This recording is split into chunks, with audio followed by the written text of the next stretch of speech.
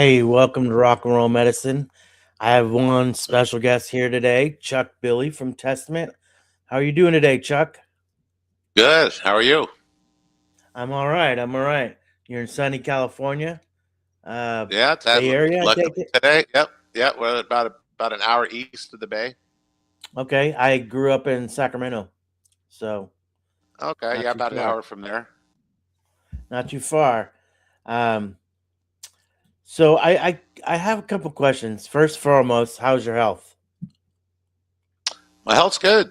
I mean, so far it's shit 26 years, 25 years, cancer free and except for achy bones being in my 60s now, that's about it. Besides that, I feel pretty good. Does it feel like 25 years since all that What's happened? that? Well, I mean, I don't think about it, and I just kind of, at, at, from that day forward, I kind of just moved forward and not look back. So, thinking about it when I talk about it, I go, God damn, yeah, it is. It's a long time ago, you know? Yeah, I recently seen too. Jason Newsted had some issues with that as well. Um, Yeah, is it I pretty read common that. for throat? Well, I didn't have throat cancer. I had a germ cell seminoma. It was a tumor the size of a squash right inside my chest cavity here. Oh, okay. So it was pushing against my lungs and my heart and all that, and it got big and my body was fighting it and just encapsulated the tumor and luckily found it in time to where, treated it enough to have it operated on to get rid of it. Yeah, for sure. And a lot of good came out of that as well. Not only your health, but the resurgence of Death Angel and the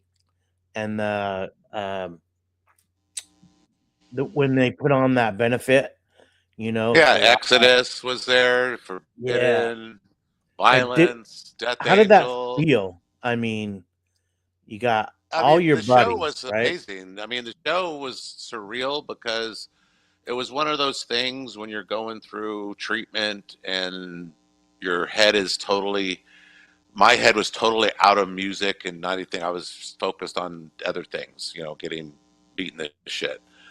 So, to go there to an event, you know, was amazing because for all those bands who weren't bands anymore to come back to perform and put on a show was first of all like amazing for them to do that for me, but also maybe in a weird sense for me getting sick needed to for that to happen for those guys and everybody to kind of get their shit back together. You know what I mean? I don't Yeah, know. It's I a weird re- twist of fate. So and it's kind of weird because that's kind of also why I wrote the book because there was a part in my life where I had I thought my life was expectancy was 38 years old from when I was a teenager, oh, and really? Okay. yeah, and so when I got diagnosed with cancer, I was 38. Oh, So shit. I had thought, oh shit, it's the premonition's true. It's saying Yeah. I'm done. So the whole mind fuck that you're going through, thinking what's happening and what your body and your what your mind's happening, especially for me thinking, okay, maybe this is it. The premonition is gonna happen. I'm gone. To start fighting it, to say, one day wake up the next day and go, fuck that, I'm fighting this shit, and Yeah. change my mindset, changed the whole outlook, and just really started going down a different path, with that.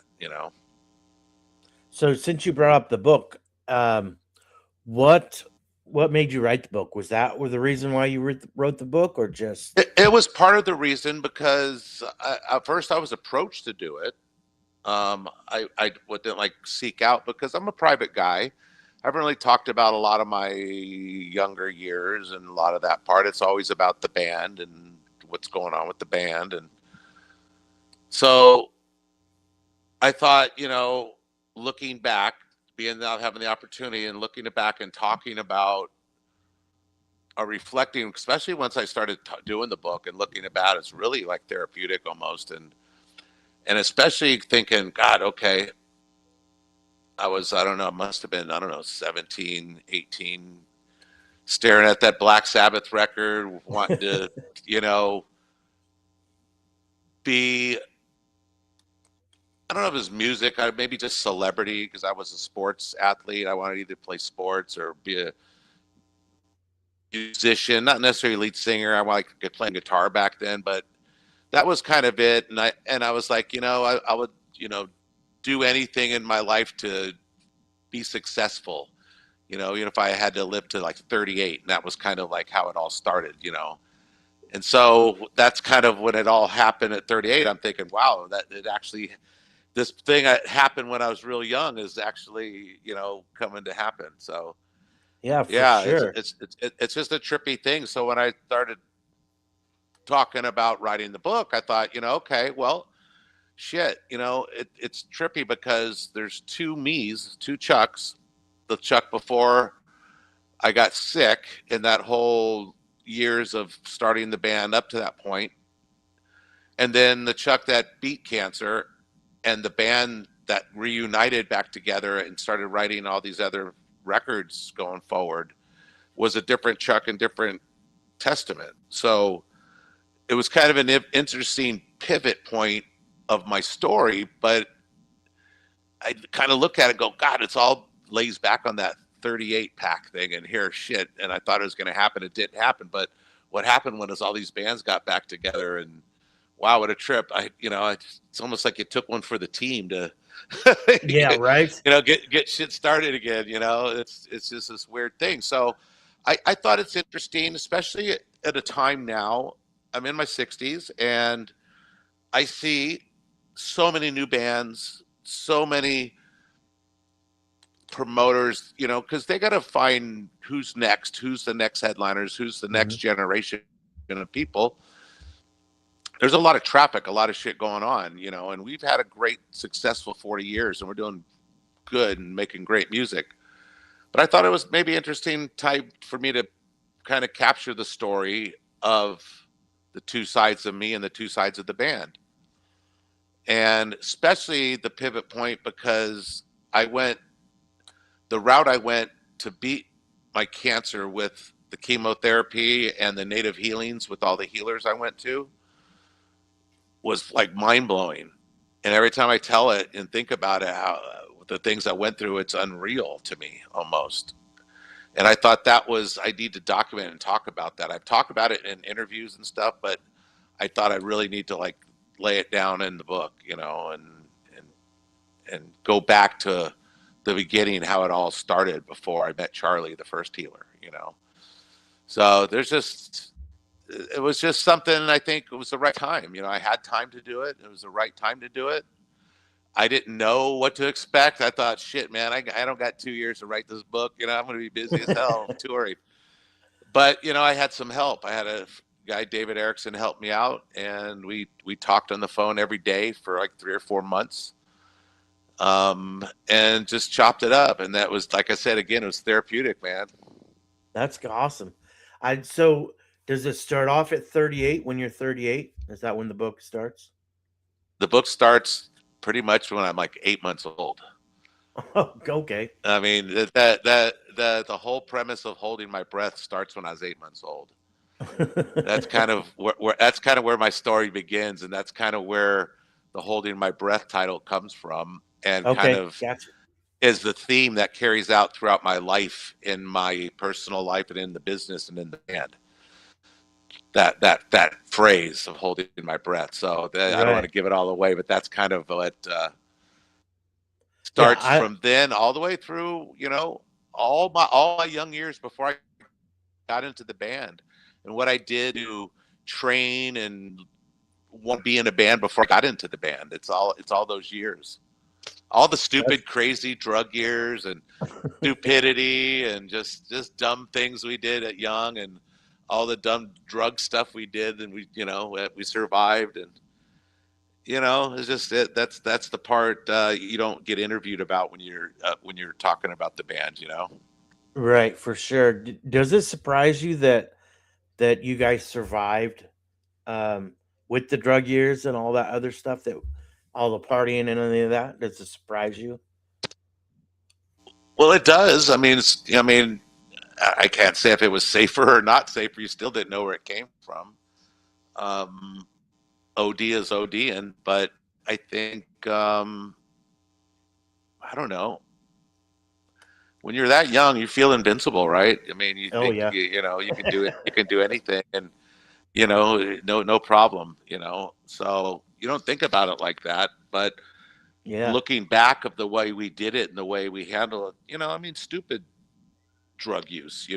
We tried it all and did it all, and at a young age, it was like, man, you know, we could have very easily, because we didn't know what the fuck we're doing, OD'd or killed one of each other, doing stupid drug use. yeah, for sure. So I question. You mentioned sports. Now, when I picture you, because you're a very big man, and I'm a very short man, so I picture you as a linebacker for my Raiders. Is that am I In, right in, there?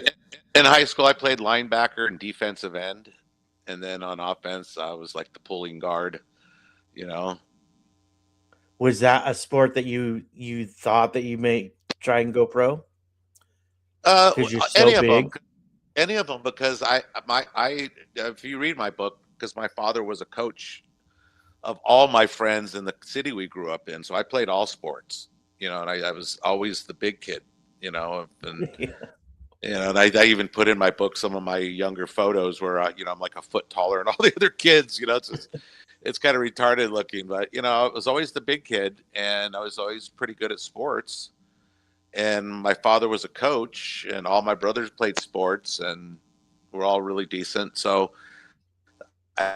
always thought that was the goal, to want to be an athlete and play sports. But then I got kicked out of my senior year in high school for getting caught drinking beer, the first week of school, and got kicked out. And that ended my chase for trying to maybe play college football or get a scholarship or any of that stuff. So that was my pivot point to switch it over to want to be a musician.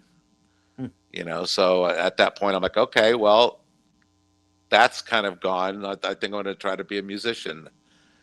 So it was either or at that point. So you mentioned your brothers. Your brothers, are they just were they are they shorter than you? Are they younger than you as well? They're all shorter than me, but they're all big guys. They're all 200 plus guys, big barrel chested Indian Mexican guys. So I imagine your poor mom, right? Oh yeah, my mom, she was a little lady. She was probably only maybe like 5'3" or 4". She was a little lady. But all her kids are big. My dad was 6'1", so Okay. that's where we probably got all our size from. Damn. Tough woman right there, man. Yep. For sure. So another question. I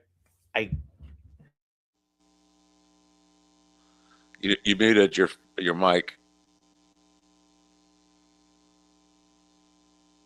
Your mic's muted. There you Yeah, go. every time I bump it, it does weird things. So you got Practice What You Preach coming out. Um, you got it's an anniversary. It's big. Um, I don't know if you've seen him yet. Um, I seen Eric Peterson on a Oh yeah, video doing an yeah, unboxing, yeah. and it looks pretty amazing. Um, Yeah, I got mine. I got mine a week before him. It's actually right back there on that table behind me. oh, nice. Came down. So That looks pretty sharp the way they did it. they did it for. I mean, I love that album, the cover, the way it kind of. What does And it it's do? the Is it same. It's the same artist too that did it. Bell Benson, who did the original one. We contacted him and decided, hey, why don't we do a pencil sketch, a new one with the original artist? So that's kind of what started it all. And then, making it chrome logo and all chrome was kind of make it look different than the bright yellow cover. Yeah, it looks sick. So is this only on vinyl or is this on? Can I get it on 8 track or You, cassette? you, you'll get it on everything, but I think what they do is usually they'll release the vinyl special limited edition, because this thing, I don't know if you've seen on Eric's, it's got the booklet inside Mhm. that has all the cool stuff in there. The CDs obviously don't have that. So Right. obviously this will be the first thing they pop out there, I believe, is the limited edition vinyl stuff. And then they'll pop out the CDs and cassettes and all that kind of stuff Awesome. I mean, after that. practice is my favorite of all the albums. Um, it just so I was what 16, 17 when that came out, so that was a nice little space in my heart. One of my best friends, big Testament fan. We grew up together. We were high school, and I remember we were taking art, and the album had come out, and we had to paint something, and he painted the album cover. So Nice. that's what he did. Nice. Nice. And yeah, he'd always, he definitely pushed me to Testament for sure. Um, it's just you guys have a special place um, in my heart and whatnot, and I just freaking I dig you guys. I've seen you guys with Exodus, and I've seen you guys with Death Angel. I've seen you guys. I'm in Kansas City right now. I don't know if you knew that, but Okay. um, so um, I mean, I've seen you guys play a few times, even in Boise, Idaho, when I lived there, and it's you guys always put on a fantastic show. Um, I've seen you aftershock. I've seen you, and I've never. It doesn't sound bad ever. I mean, how Right much on. how much practice are you guys doing? I mean, you guys are solid. I mean, you guys have number. Seems like you guys have drummers come in and out. How hard is that? Well, not anymore. Chris has been solid. He's been in with us for 3 years now. I don't think he plans to go anywhere. We have a solid lineup right now. So, yeah, I mean, we already wrote that last record released in October. Eric and Chris, since they're writing so well, they're actually almost have the next record written. They got Oh, about, really?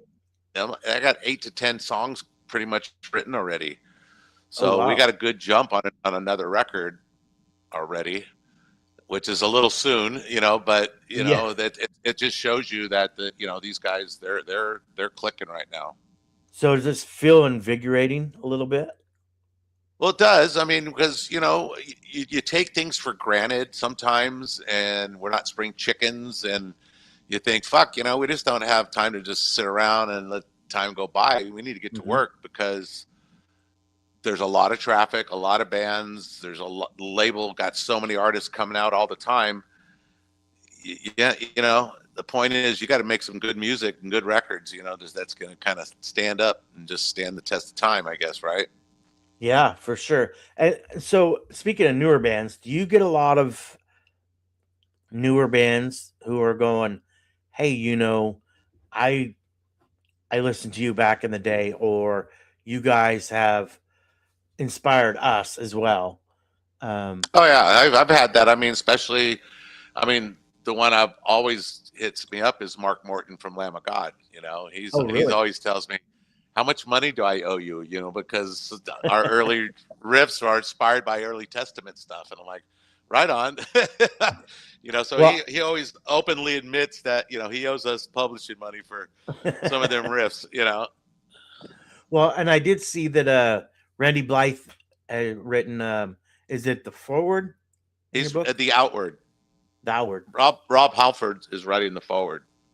And how did you get them to? I mean, that's pretty awesome. Well, I mean, because the way the book is, Rob played a part of my early Chuck when we were the Souls of Black and touring those early years. Where Randy, after my illness, we started touring with Lamb of God.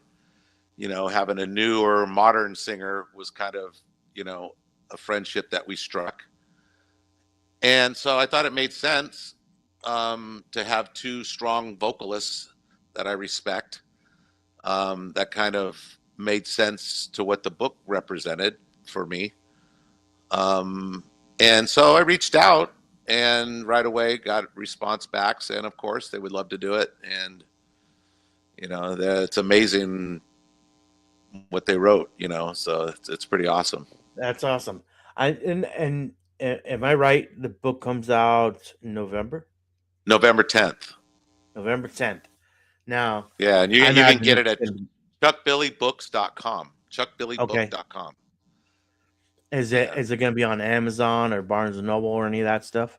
It's on Amazon. It's on Barnes and Noble. It's everywhere. I think it's actually like number two on Amazon right now as far as the Oh, books.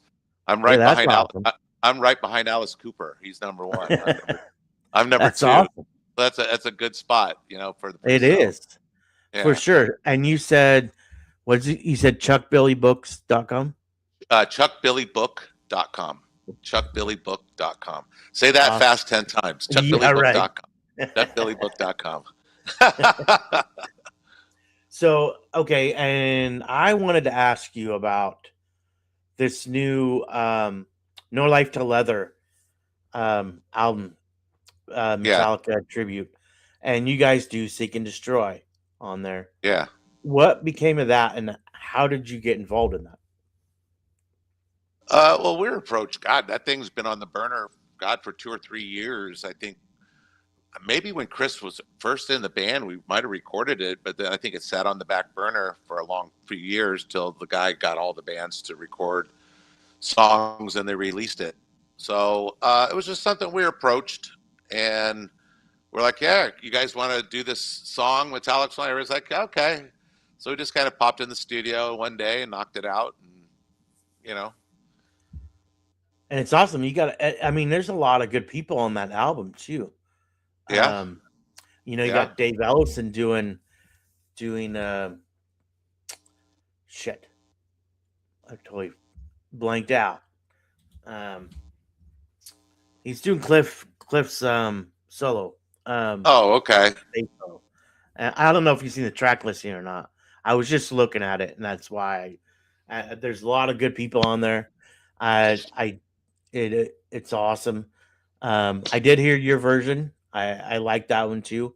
You've done another Metallica cover as well, didn't you? I've probably done a few of those through the years. How does that work? Okay, because I was looking at some of these compilations, right? And they say like Chuck Billy and Jeff Scott Soto, right? Doing Crazy Train or whatever it is. How does that work? Are you in the studio with them, or you just do vocals and call it good? They send me the tape tracks, and I do my vocals up here at our studio in the Bay Area, and just send them back. And simple as that.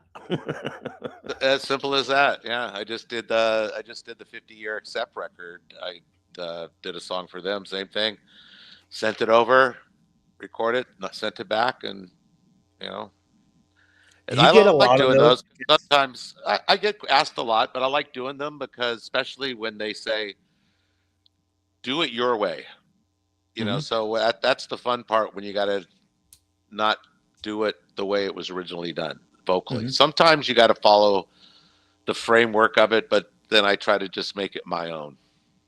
Well, because you got such an iconic voice, um, and it's deep, and it's you know, you can growl, you can scream, you can do whatever it is.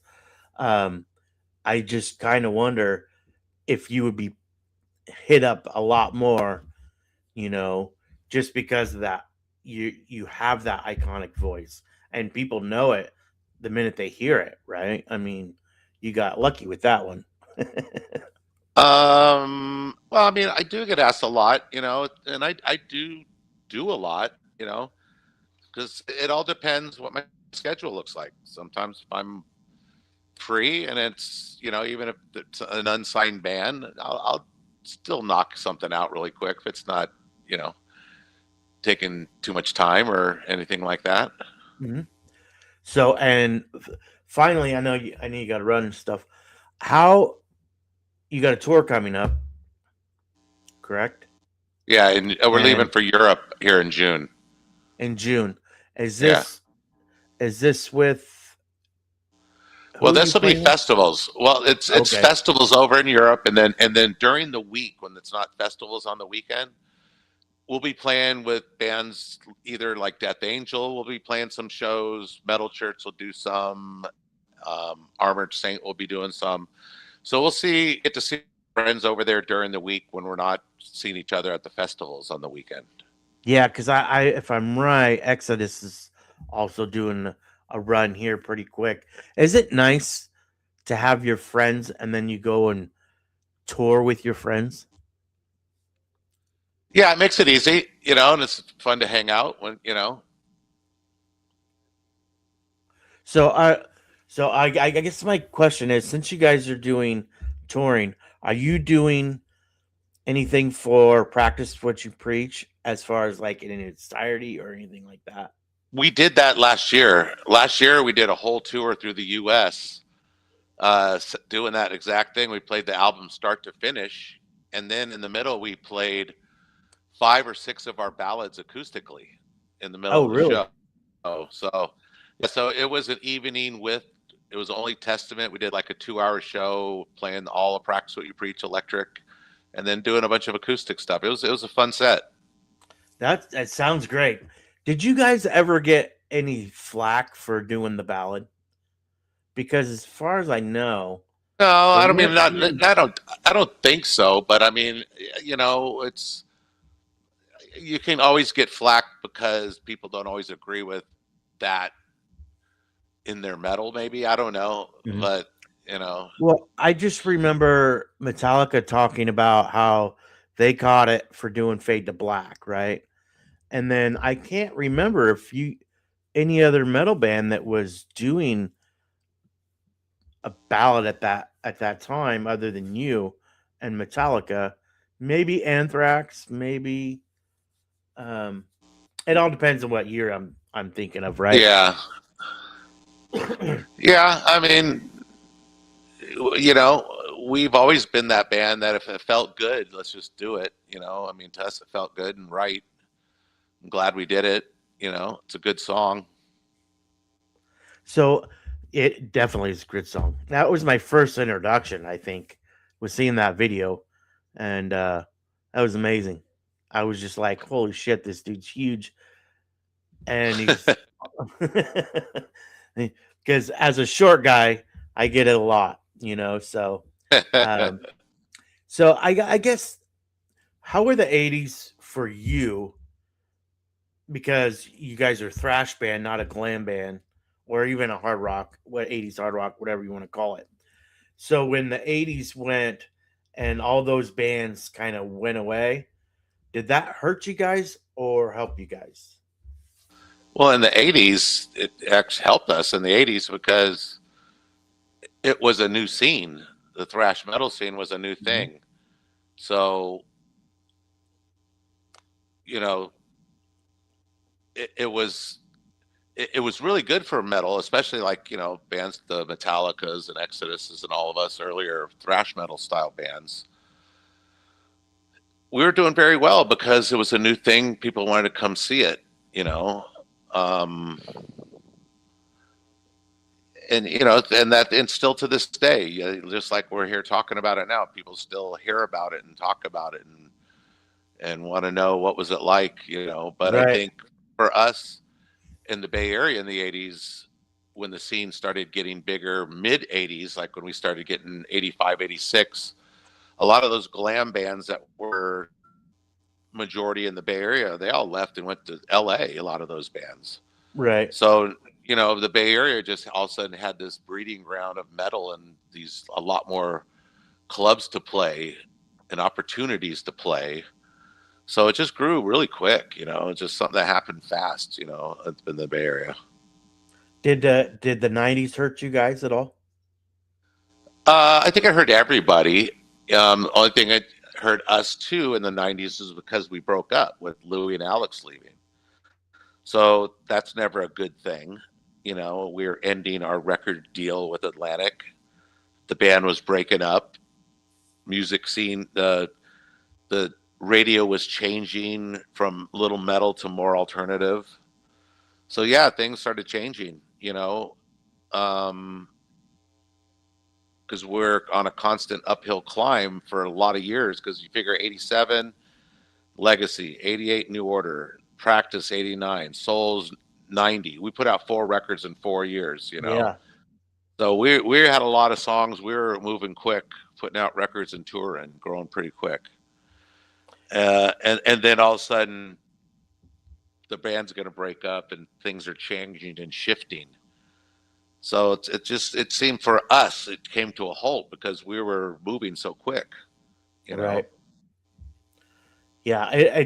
I imagine that that doesn't help it matters any when you got 4 albums in 4 years, and then I always thought, you know, a lot of people blame Nirvana for the downfall, but I I always noticed that country music was huge. I was working for Bill Graham Presents back then, and the biggest money makers was Garth Brooks, you know, and then you watch like Nothing Else Matters, and Lars, pretty much sealing the deal with Kip Winger by putting that dart in his head.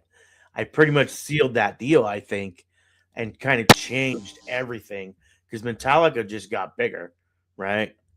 And I just the whole way that music was shifting, for sure. Um, but there's still a lot of good stuff out there. I mean, you guys put out in the late '90s was The Gathering and whatnot, and those are good albums. I mean, um, I think you started, and you can tell me if I'm wrong. You started getting a little bit more with Is it demonic? You started Well, getting more growly, Demonic was right? 97, so that's where the whole record was death metal voice. It Yeah, was that's what I was full gonna bring out up. death metal. Where the Gathering, I kind of shifted back to singing, death metal, screaming. I kind of incorporated a little bit of everything on the Gathering record in '99. So, what was behind the whole death metal with demonic? Well, because the Low record, I sang Dogface Gods was the first song I sang a whole song all the way through with that voice. And some fans liked it, some fans didn't like it, and it felt good for that song. So the Low record was the last record we had with Atlantic Records. So now we have no record deal. And we're trying to find a label, didn't have a drummer, and Gene Hoglan came along. And now we got Gene, really fast, solid, heavy Yeah, drummer. very And solid. so now, next thing you know, him and Eric are writing these heavy, brutal things. And I started listening and trying to sing on it, and trying to sing with melody didn't feel right, too aggressive, and the tuning. So I sang it in the death voice, and it was just like they were like, "Yeah, that's it right there." And I'm like, "Shit, okay." So every song turned out that way. So I was like, next thing you know, we had an album where every song was just brutal, and it was killer to do it, but the touring cycle took a bit of strain on Oh, me, I because it was could tough to just sing imagine. that, day in and day out all the way through. Yeah, I could just imagine. Um, the last few albums you guys put out are also solid albums. I mean, I just they're so good. And does it feel like you guys are on? I think we covered this before, but I want to say Warpath because you guys, man, you guys just killing it, and it's just amazes me that even after all these years, you guys are still coming up with good shit.